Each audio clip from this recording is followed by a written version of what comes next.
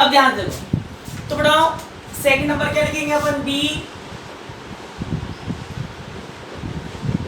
घूर्णन गति की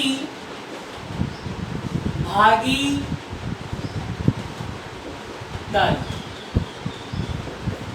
ठीक है, तो बताओ ध्यान सुनना, इसी से बनाएंगे अपन, इसी से अपन फॉर्मूला बनाएंगे। कैसे बनाएंगे, देखो स्पिन मोशन के लिए अपन क्या लिखेंगे, म्यू एस वेक्टर बराबर, ठीक है देखो E अपॉन 2m तो कांस्टेंट तो आएगा सर, E अपॉन 2m, और L क्या था बताओ, L क्या था बताओ, कौन बताएगा, L क्या था, L क्या था, जल्दी बताओ, L क्या था, L क्या था, क्या था L, जल्दी लिखो, वेरी गुड, L था कोणीय संवेग।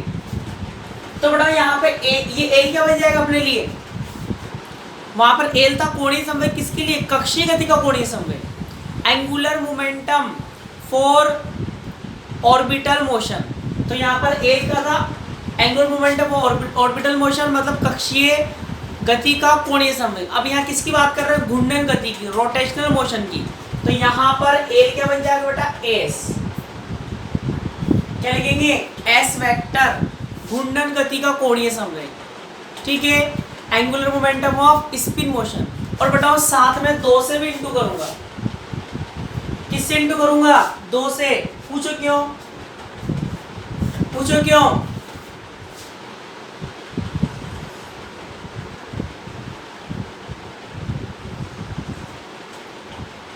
पूछो,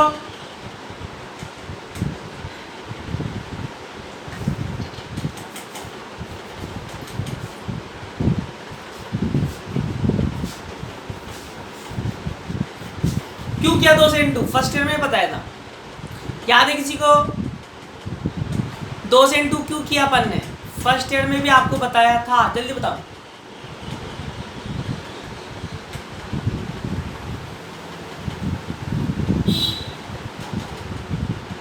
अरे कुछ तो बोलो, कुछ तो बोलो,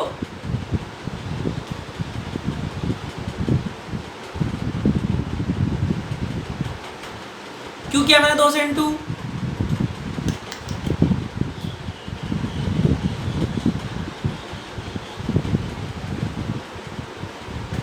याद नहीं है तो वही बोलो सर, याद नहीं है बता दूंगा, जल्दी बताओ क्यों किया, लिखो चैट सेक्शन में,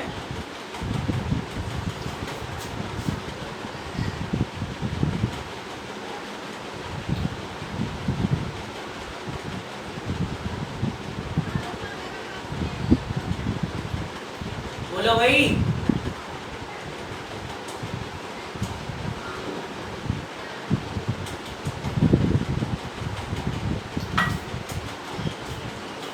क्योंकि बैठा हूं,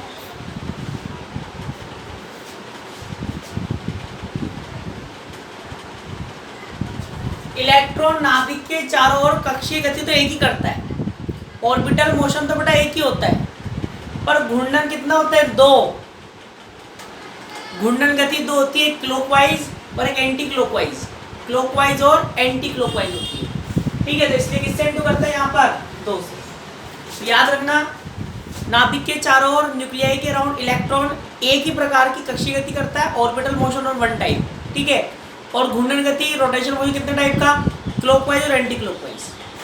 जब तो तुम पाउली के जो पाउली लॉ लगाते हो, उसमें एक डंडो ऐसा एक डंडा ऐसा क्यों करते हो, एक डंडो खड्डो एक डंडो उल्टो क्यों लगाते हो, क्योंकि इलेक्ट्रॉन का चक्रण क्या रहता है, डबल रहता है। चलो अब बेटाओ, तब कुल चुंबकीय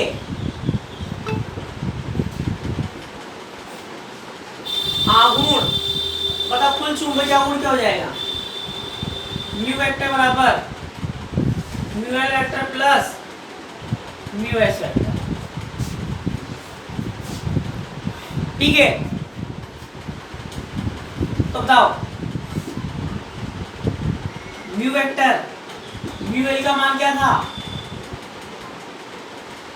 सदिश रूप में तो माइनस में था, वेक्टर रूप में तो माइनस में था, क्या लिखेगा माइनस का ई upon 2m L vector minus का 2e S vector upon 2n। ठीक है, आगे चलो। अब बेटा इसको व्यापक रूप में, कॉमन रूप में क्या लिख सकते हो आप, माइनस का g e अपॉन 2m और j वेक्टर, इन दोनों का व्यापक रूप ये लिख दिया मैंने। ठीक है, जहां g क्या है, जहां g क्या है, लांबे का विभाजन गुणांक, g के दो मान होते हैं,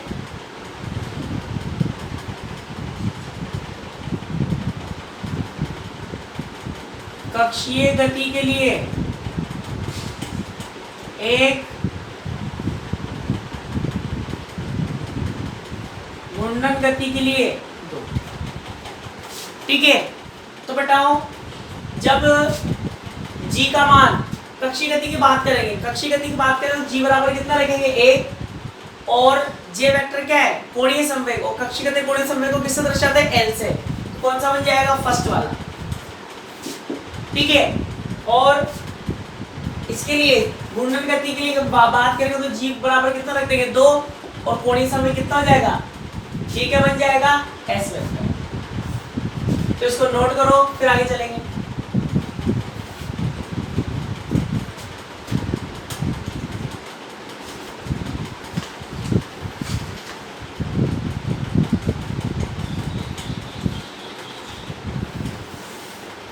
नोट होते ही यस लिखना। अब बेटा मुझे बताओ, केमिस्ट्री में आप क्या करते हो, कोष उपकेश, ये तो अपन ने लिखा परमाणु का चुंबकीय आघूर्ण निकाला, किसका निकाला, एटम का, मैग्नेटिक मूवमेंट फाइंड किया एटम का। तो बताओ केमिस्ट्री में आप क्या करते हो, कोष उपकोष का भी निकालते हो, कोष उपकोष का चुंबकीय आघूर्ण निकालते हो, वहां पर आपको बताया जाता है इस जी का मान क्या होता है, जी का भी फॉर्मूला होता है कि आप जी निकाल सकते हैं, हाँ क्या ना। ये तो अपन ने निकाला कोष उपकोष का, सॉरी ये निकाला अपन ने परमाणु का, केमिस्ट्री में आप कोष उपकोष का भी निकालते हो, ऑर्बिट्स का भी फाइंड करते हो, मैग्नेटिक मूवमेंट किया है, हाँ या ना, ये बताओ पहले, हाँ या ना।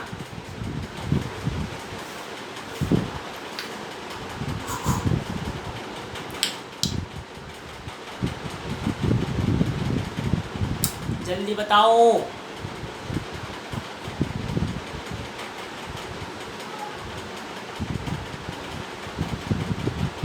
मैंने लिखा था ना, मैंने आपको जब मैं कक्षीय गति का बात कर रहा था तो मैंने नोट के रूप में लिखवाया आपको, केमिस्ट्री के अनुसार लिखा है ना, केमिस्ट्री के अनुसार उसी सूत्र से आगे बढ़ते हैं, उसी सूत्र को आगे बढ़ते हैं तो कोष उपकोष का भी निकालते हैं बेटा, ऑर्बिट्स का भी मैग्नेटिक मूवमेंट निकालते हैं, फिर वहाँ पर थोड़ा सा और बढ़ जाता है, जी का फॉर्मूला और आ जाता है, फिर जी में निकालते हैं, प्रथम के लिए द्वितीय के लिए अलग अलग के लिए निकालते हैं।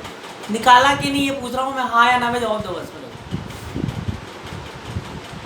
या तुम पहली बार ही सुन रहे हो।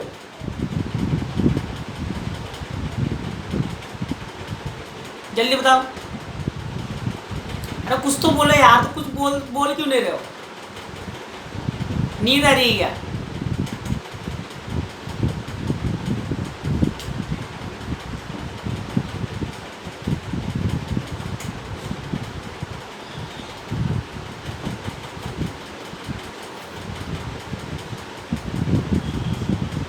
अरे बबलू लिखो तो सही, कुछ तो लिखो ताकि मुझे पता चले।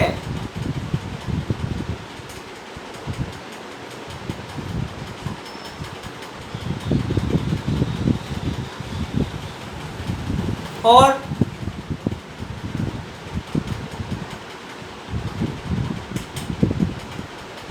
तो जिन बच्चों को याद नहीं है बेटा कि कोस उपकोष का कैसे निकालते हैं, ऑर्बिट्स का कैसे निकालते हैं, ठीक है, तो यूनिट के लास्ट में याद दिला देना मेरे को। मैं आपको लास्ट में केमिस्ट्री के अनुसार कोश उपकोष का जो चुंबकीय अवगुण है वो कैसे निकालते हैं और जे का मान कैसे निकाला जाता है, सॉरी जी का मान जो लांबे का विभाजन गुणांक है उसका मान कैसे निकालते हैं वो मैं आपको बता दूंगा लास्ट में, ठीक है, पर कंडीशन आपको याद दिलाना पड़ेगा। चलो अब लिखो अगला टॉपिक, अगला टॉपिक लिखो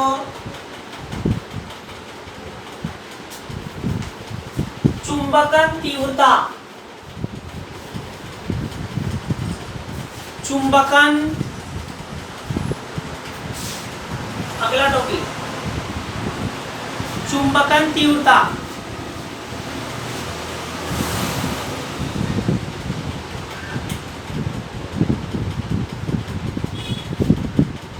चुंबकन तीव्रता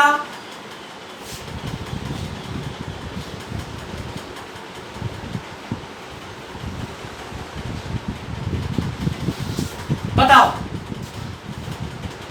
क्या होती है चुंबकन तीव्रता?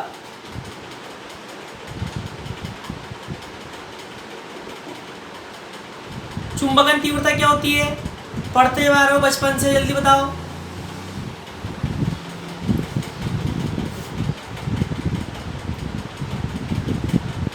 सुनो ध्यान से बेटा, जब किसी कोई चुंबकीय पदार्थ है, क्या है, कोई चुंबकीय पदार्थ है, ध्यान समझना, H बराबर है नहीं,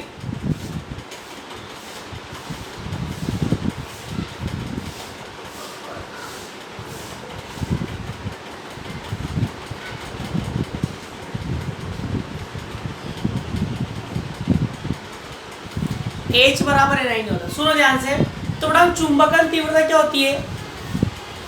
बताओ कोई चुंबकीय पदार्थ है और अपन ने क्या देखा कि पदार्थ का प्रत्येक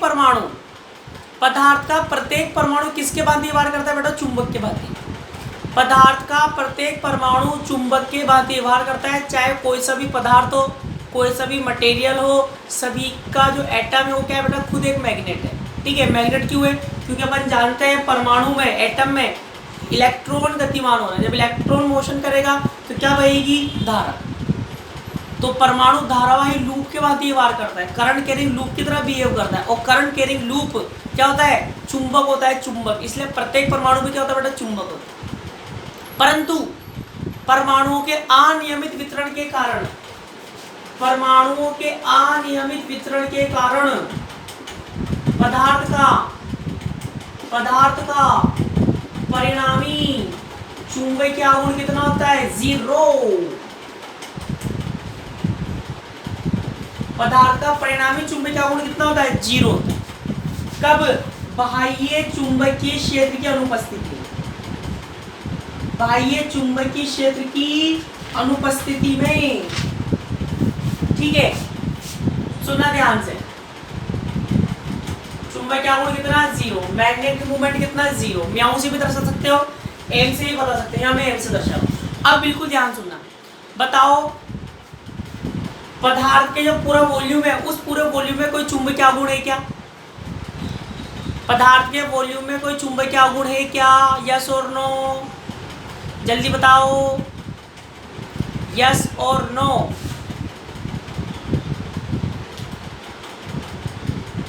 very good, very good, very good. अब बताओ मैं क्या कर रहा हूं, इस पदार्थ को चुंबकीय क्षेत्र में रख दिया। जैसा ओल पिन को आपका रख दो, चुंबक के पास चिपका दो थोड़ी देर के लिए, तो 1-2 घंटे बाद क्या देखोगे? वो ओल पिन भी क्या बन जाएगी? चुंबक बन जाएगी। तो देखो, जैसे इसको चुंबकीय क्षेत्र में रखूंगा, इसको बेटा मैंने चुंबकीय क्षेत्र में रख दिया। चुंबकीय क्षेत्र की दिशा है लेफ्ट टू राइट, बाएं से दाएं। तो बताओ चुंबकीय क्षेत्र क्या करेगा? चुंबकीय क्षेत्र क्या करेगा बताओ? इन सब पर क्या लगाएगा? बलागुण लगाएगा। क्या लगाएगा? टॉर्क। पढ़ा हुआ तुमने टॉर्क का फॉर्मूला, टाउ बराबर mv sin थीटा। चुंबकीय क्षेत्र द्वारा लगाया गया बलागुण, ठीक है, torque due to magnetic field. तो बेटा चुंबकीय क्षेत्र क्या करेगा, सभी परमाणुओं पर क्या लगाएगा, बलागुण लगाएगा, टॉर्क लगाएगा, ठीक है। तो क्या कर देगा, सबको घुमा घुमा कर रेपटे दे दे क्या कर देगा, सबको सीधा कर देगा।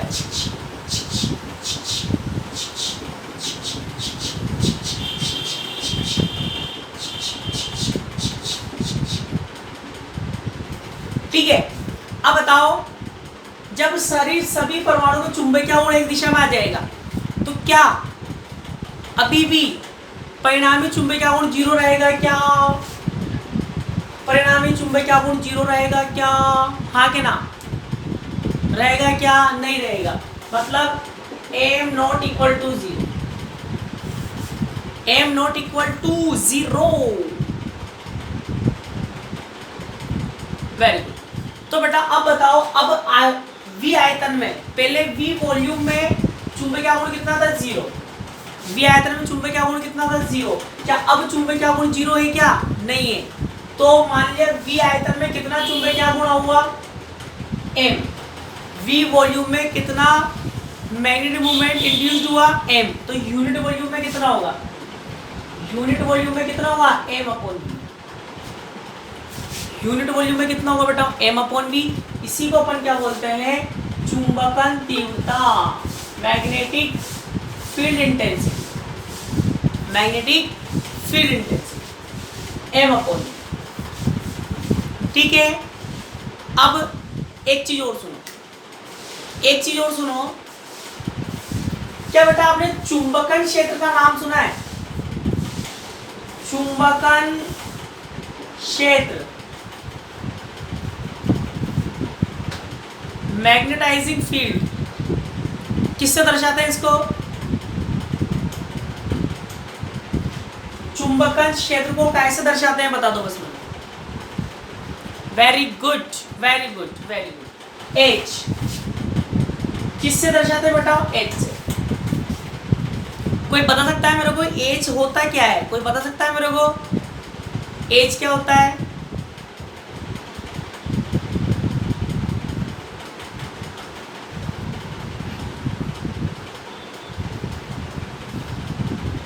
कोई बता सकता है, चलो कोई बात नहीं, इधर सुनो ध्यान से, ये तो बेटा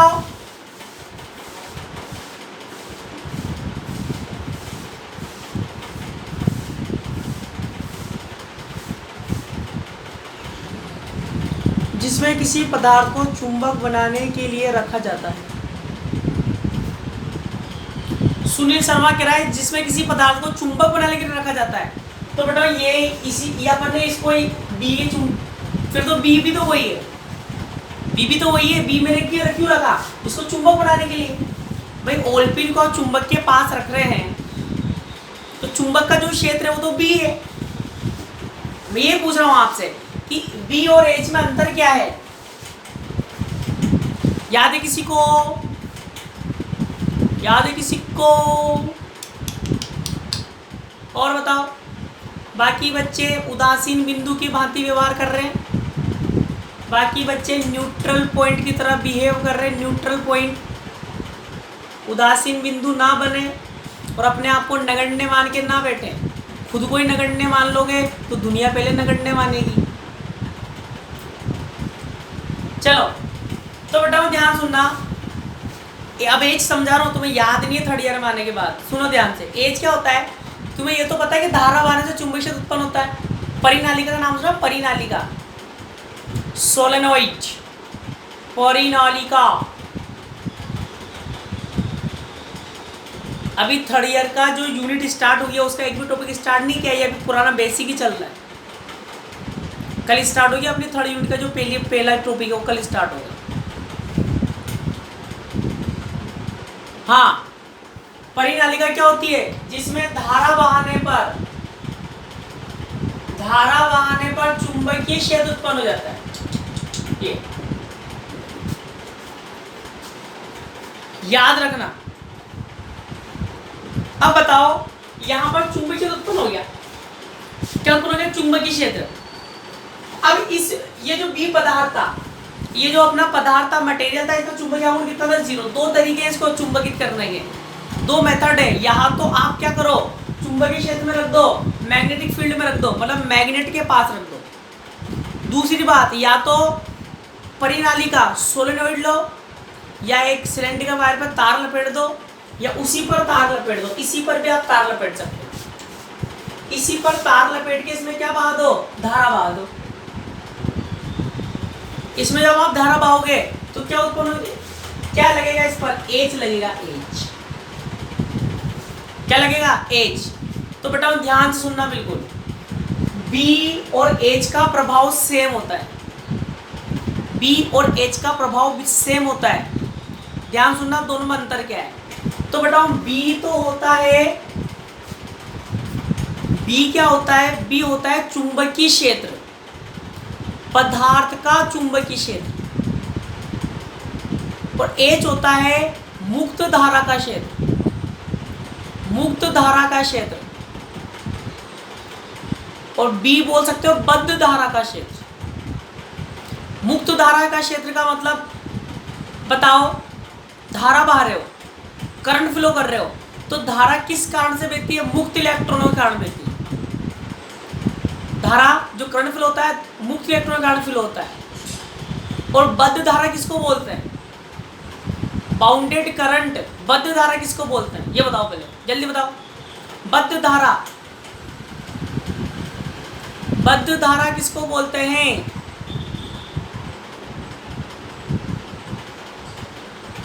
नाम सुना कि नहीं ये बताओ पहले। बद्ध धारा,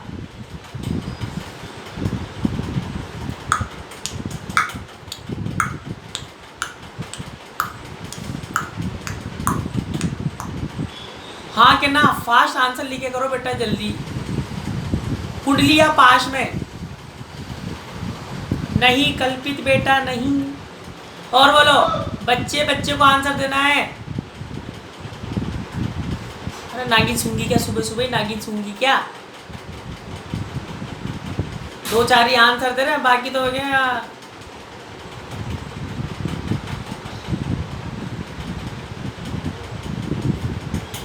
नहीं बेटा धीरज, सुनो ध्यान से बबलुओं। परमाणु होता है, परमाणु, एटम होता है, एटम। एटम में इलेक्ट्रॉन न्यूक्लियाई के अराउंड मोशन कर रहा है। परमाणु में इलेक्ट्रॉन नाभिक के चारों चक्कर लगा रही हो, चक्कर। और वो जो परमाणु है, वो जो परमाणु है वो नाभिक से बंधा हुआ है, बद्ध है, वो बंधा हुआ है, बाउंडेड है वो नाभिक से, न्यूक्लियाई से। और जब वो परमाणु में चक्कर लगा रहा है, मतलब अपनी खोपड़ी पर आवेश को लेकर चक्कर लगा रहा है, तो परमाणु में करंट फ्लो हो रहा है बद्ध इलेक्ट्रॉन के कारण। परमाणुओं में जो धारा बहती है उसको बोलते हैं बद्ध धारा। ये प्रत्येक पदार्थ के प्रत्येक परमाणु में बहती है, चाहे कुचालक हो, चाहे अर्धचालक हो, चाहे चालक हो, उसको बोलते हैं बद्ध धारा। क्या बोलते हैं? बद्ध धारा। ठीक है। और मुक्त धारा जो मुक्त इलेक्ट्रॉन के कारण बहती है, तारों में जो धारा बहती है उसको बोलते हैं मुक्त इलेक्ट्रॉन के कारण धारा, फ्री इलेक्ट्रॉन करंट। तो H क्या होता है? H और B में अंतर समझ लो। H तभी होगा जब धारा बहाने से जो चुंबकीय क्षेत्र उत्पन्न होगा, करंट फ्लो करने से जो मैग्नेटिक फील्ड इंड्यूस्ड होगा उसी को बोलते हैं चुंबकन क्षेत्र, मैग्नेटाइजिंग फील्ड। और B क्या है? B क्या होता है? चुंबकीय क्षेत्र होता है, पदार्थ का चुंबकीय क्षेत्र। जैसे चुंबक का चुंबकीय क्षेत्र, चुंबक का जो चुंबकीय क्षेत्र होगा, मैग्नेट का जो चुंबकीय क्षेत्र होगा उसको B से दर्शाएंगे। और सोलेनोइड का, परिनालिका का जो होगा उसको H से दर्शाते हैं, क्योंकि परिनालिका में, सोलेनोइड में धारा बहाने से चुंबकीय क्षेत्र उत्पन्न हो रहा है, H से दर्शाएंगे, और चुंबक का B से दर्शाएंगे। तो बताओ, दो तरीके हैं एकांक आयतन में चुंबकीय आघूर्ण प्रेरित करने के। या तो आप क्या करो, पदार्थ को चुंबकीय क्षेत्र में रख दो, सिंपल सी बात है, पदार्थ को दो चुंबकीय ध्रुवों के बीच रख दो, पहला मेथड। और दूसरा मेथड, उस पर तार लपेटो, धारा बहा दो। तार लपेट के जब धारा बहाओगे तो H आएगा, चुंबकन क्षेत्र आएगा। ये चुंबकन क्षेत्र भी यही काम करेगा जो ये करता। चुंबकन क्षेत्र भी क्या करेगा बताओ, इन पर बलागुण लगाएगा, घुमा घुमा करके ले आएगा, एक दिशा में ले आएगा। तब भी आयतन में क्या प्रेरित होगा, चुंबकन आघूर्ण, चुंबकीय आघूर्ण। और एकांक आयतन में चुंबकीय आघूर्ण क्या कहलाएगा, एम अपॉन, क्या कहलाएगा, एम अपॉन। ठीक है, तो दोनों का प्रभाव सेम रहता है, P और H का प्रभाव सेम रहता है, पर दोनों के मान अलग अलग होते हैं बेटा। तो दोनों के मानों में संबंध क्या होता है, पढ़ा होगा आपने, B वेक्टर बराबर म्यू नॉट H वेक्टर। ये होता है B और H में संबंध। 12वीं क्लास में लिखाते हैं बच्चे को, पर बच्चा थर्ड ईयर में आके सब भूल जाता है। तो लिखो चुंबकन तीव्रता, इसमें लिखो बाह्य चुंबकीय क्षेत्र की उपस्थिति में, बाह्य चुंबकीय क्षेत्र की उपस्थिति में पदार्थ के प्रतीकांक आयतन में, बाह्य चुंबकीय क्षेत्र की उपस्थिति में, बाह्य चुंबकीय क्षेत्र की उपस्थिति में पदार्थ के प्रतीकांक आयतन में, रिपीट कर दो एक बार। रिपीट तो कर रहा हूं, बाह्य चुंबकीय क्षेत्र की उपस्थिति में पदार्थ के एकांक आयतन में प्रेरित, पदार्थ के एकांक आयतन में प्रेरित चुंबकीय आघूर्ण, चुंबकीय आघूर्ण, चुंबकीय आघूर्ण चुंबकन तीव्रता कहलाता है, चुंबकन तीव्रता कहलाता है।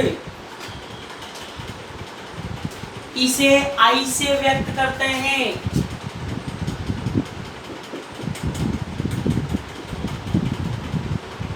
इसे I से व्यक्त करते हैं, काई आई। लिख लो I बराबर एम अपॉन वी, मात्रक बनाओ, बताओ एम चुंबकीय आघूर्ण का मात्रक, यूनिट ऑफ मैग्नेटिक मूवमेंट क्या होता है, लिखा था अपन ने, एम बराबर क्या होता है बेटा, आई ए, लिखा था ना, म्यू बराबर आई ए। एम से दर्शा सकते हो, म्यू से भी दर्शा सकते हो। तो बताओ यहाँ से यूनिट बनाओ एम की, करंट का एम्पियर, क्षेत्रफल का मीटर स्क्वायर, आई ए का ampere into metre square, M का तो बन जाएगा एम्पियर मीटर स्क्वायर, वॉल्यूम का मीटर क्यूब, मीटर से 2 मीटर कैंसिल, क्या बचा, एम्पियर अपॉन मीटर। लिखो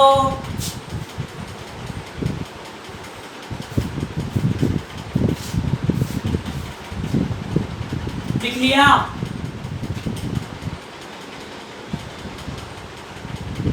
दिख नहीं रहा क्या लिखा है, I बराबर M upon V, I capital I बराबर capital M upon capital V. फिर अगले लाइन से लिखो मात्रक, मात्रक में लिखना अपन ने, मात्रक बराबर एम्पियर इंटू मीटर का स्क्वायर अपॉन मीटर का क्यूब, 2 मीटर से 2 मीटर कट जाएंगे, बराबर में एम्पियर अपॉन मीटर आएगा। अब लिखो चुंबकीय, चुंबकीय प्रवृत्ति, चुंबकीय प्रवृत्ति, मैग्नेटिक सस्केप्टिबिलिटी, चुंबकीय प्रवृत्ति,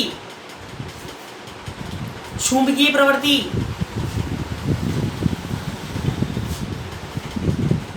लिख लिया, तो बताओ अपन ने क्या देखा, ध्यान समझना, क्या मैं ऐसा लिख सकता हूं क्या,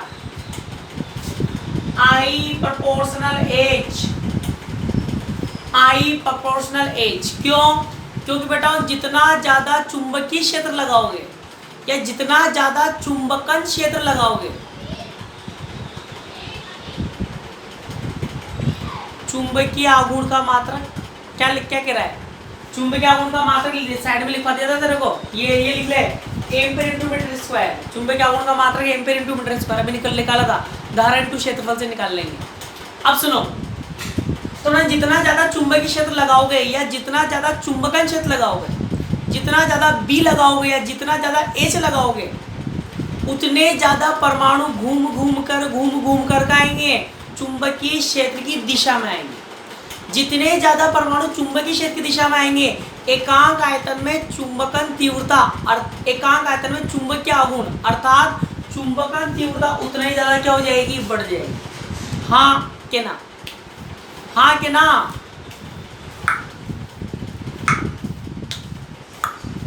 जल्दी बोलो।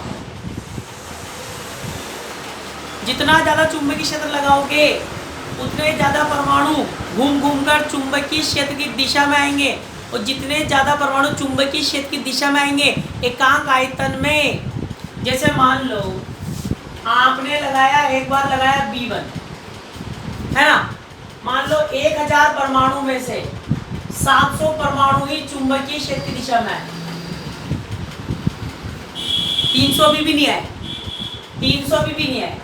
फिर आपने B1 का मान बढ़ाकर B2 कर दिया, B1 का मान बढ़ा के कितना कर दिया, B2, सारे के सारे परमाणु चुंबकीय क्षेत्र की दिशा में आए।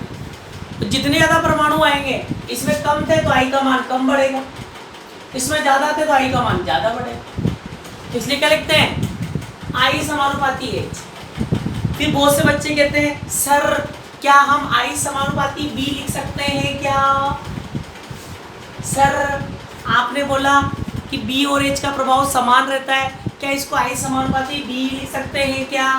क्योंकि बेटा H भी तो B के समानुपाती होता है। B वेक्टर बराबर क्या लिखते हैं अपन, म्याऊ H। B समानुपाती H ही तो होता है बबलू, ये तो कांस्टेंट है। म्याऊ नोट तो क्या होता है, कांस्टेंट। तो B समानुपाती क्या होता है, H होता है। तो इसीलिए यहाँ पर अपन क्या लिखते हैं, H ही लिखते हैं। बताओ कांस्टेंट समानुपाती हटाएंगे क्या आएगा, कांस्टेंट। क्या बोलते हैं इसको, अरे क्या बोलते हैं, जहां क्या बोलते हैं, चाई पी लो, चाई। कोई चाई बोलता है, कोई ची बोलता है, कोई काई बोलता है। इसका नाम बेटा काई है, नोट चाई। जहां काई काई काई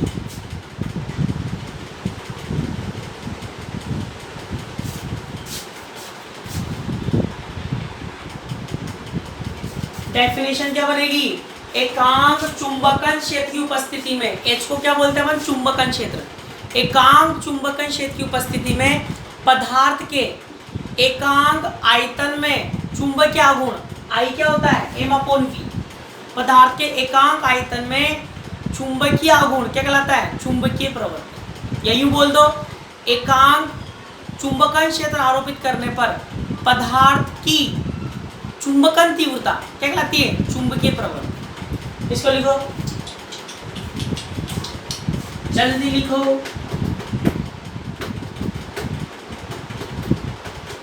लिखते यस बोलना, और ये संबंध भी लिख लेना साइड में डब्बे में। जल्दी जल्दी लिख लो, जल्दी जल्दी लिख लो।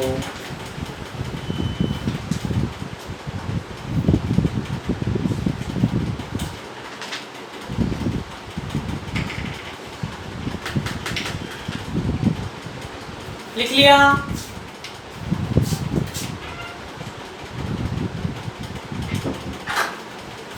हाँ कि ना?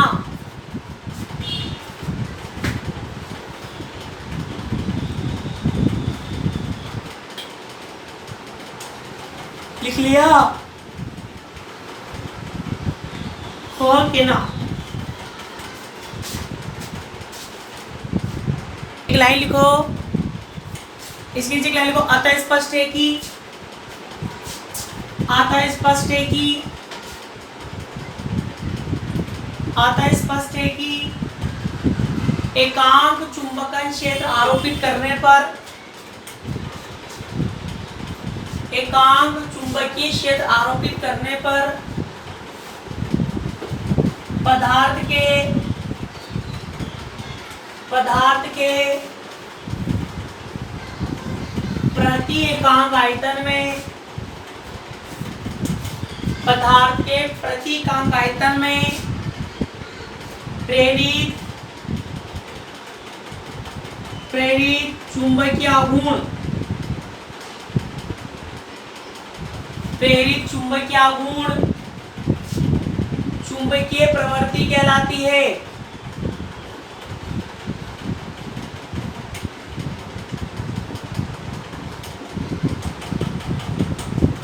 दोबारा रिपीट करता हूं। अतः स्पष्ट है कि एकांक चुंबकन क्षेत्र आरोपित करने पर पदार्थ के प्रति एकांक आयतन में चुंबकीय आघूर्ण चुंबकीय प्रवृत्ति कहलाती है। अब देखो बेटा, यह एक विमाहीन राशि है, डायमेंशनलेस क्वांटिटी है। विमाहीन क्यों बोल रहे हैं? क्योंकि आई और एच का मात्रक समान है, यूनिट सेम है, तो आई और एच की यूनिट से कैंसिल आउट हो जाएगी, तो मात्रक ही नहीं होगा। मात्रकहीन तो क्या रहेगी? विमाहीन। ठीक है। और साथ में बच्चा जानता है, बच्चा जानता है प्रति चुंबकीय पदार्थों के लिए,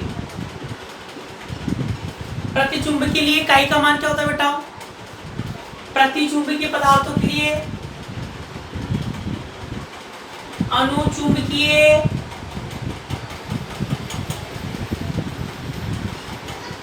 पदार्थों के लिए, वेरी गुड। और लोह चुंबकीय के लिए बताओ,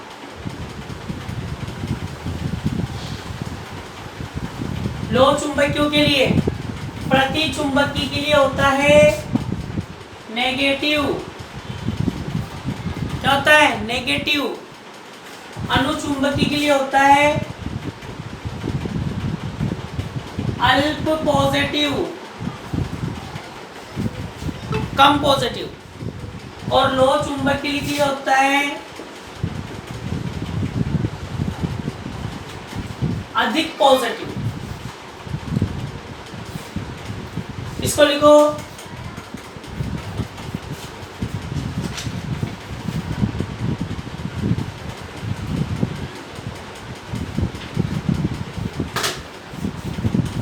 लिख लिया। 2 मिनट और सुन लो। अब बेटाओ मुझे बताओ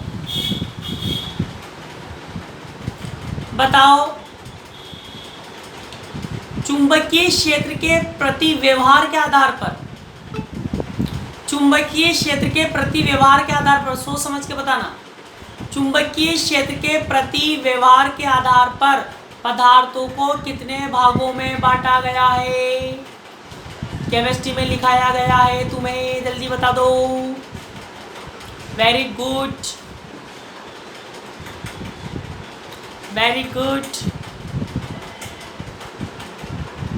क्या? चुंबकीय क्षेत्र के प्रति व्यवहार के आधार पर, चुंबकीय क्षेत्र के प्रति व्यवहार के आधार पर पदार्थों को कितने भागों में बांटा गया है? 3। Very good.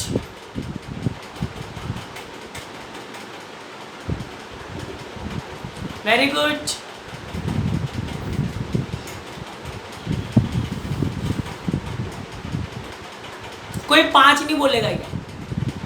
कोई 5 नहीं बोलेगा क्या? 5।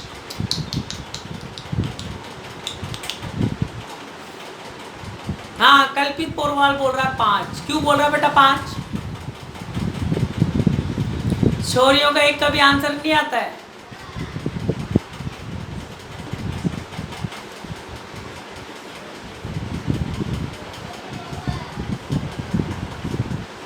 प्रतिलो लघु लो, वेरी गुड। एंटी फेरो फेरी मैग्नेटिक अतिलो,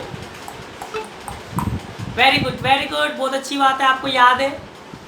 तो बेटा ध्यान सुनना, कुछ बच्चे बोलते हैं 5 और कुछ बच्चे बोलते हैं 3। तो बेटाओ ध्यान सुनना, ये अपना फर्स्ट टॉपिक है, बेसिक फर्स्ट ईयर का, सॉरी थर्ड ईयर का, बीएससी थर्ड ईयर का फर्स्ट टॉपिक यहाँ से स्टार्ट होगा, सुनो ध्यान से। तो बताओ चुंबकीय क्षेत्र के प्रति व्यवहार के आधार पर पदार्थों को 5 भागों में नहीं 3 में ही बांटा गया है। किसमें बांटा गया है? 3 में। ठीक है, वो लिखा देते हैं आपको कि 5 प्रकार में बांटा गया है। 5 ही है तो 3 ही बेटा। प्रति अनुलोम, डायमैग्नेटिक, पैरामैग्नेटिक, फेरोमैग्नेटिक। वो तो फिर बाद में जब डोमेन सिद्धांत आया था, पढ़ाऊंगा आपको डोमेन सिद्धांत। तो बाद में जब डोमेन सिद्धांत आया तो लोह चुंबकीय की व्याख्या करने के लिए लोह चुंबकीय पदार्थ को भी अलग अलग भागों में बांट दिया। हाँ, वो लोह के भाग है बेटा, वो लोह चुंबकीय के भाग है। तो मेन तो फेराडे ने बताया था। फेराडे ने बोला था कि चुंबकीय क्षेत्र के प्रति व्यवहार के आधार पर पदार्थों को 3 भागों में बांटा गया है। उसने प्रैक्टिकल किया था, वो प्रैक्टिकल भी आपको कल बताऊंगा। ठीक है, उस प्रैक्टिकल के आधार पर बताया उसने कि पदार्थ 3 प्रकार के होते हैं, प्रति अनुलोम।